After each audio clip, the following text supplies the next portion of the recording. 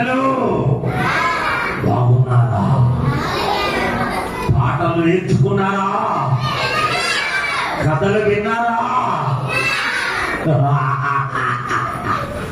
మొత్తం వదిలిపెట్టండి, విడిచిపెట్టండి. పాటలు మర్చిపోండి, దేవుని మాటలు మర్చిపోండి. మీకు ఐస్ క్రీమ్ ఇస్తా, సినిమాలు చూపిస్తా, కేకులు తినిపిస్తా, రోజుకు 4 సినిమాలు చూపిస్తా, పబ్జి గేమ్ ఆడిపిస్తా, ఫ్రీ ఫైర్ ఆడిపిస్తా.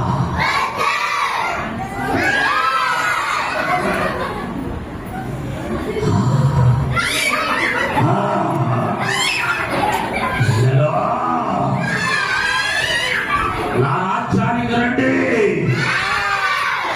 హాయిగా ఉంటది. రండిగా,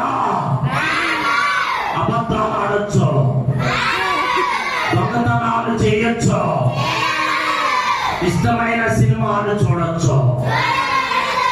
రండి, చికెన్ పలావ్ తినిపిస్తా.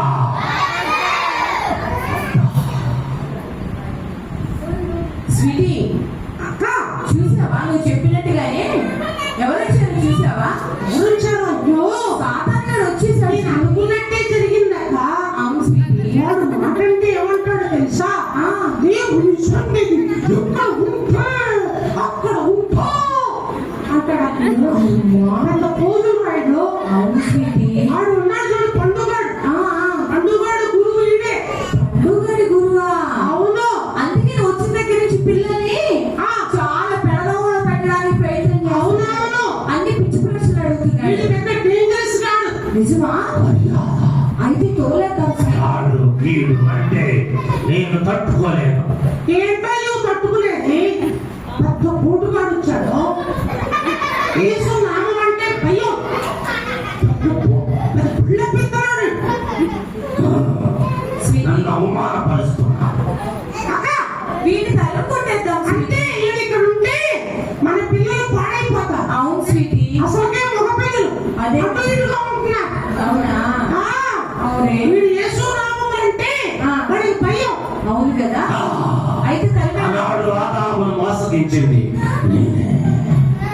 కయ్యేలను రెచ్చగొట్టింది.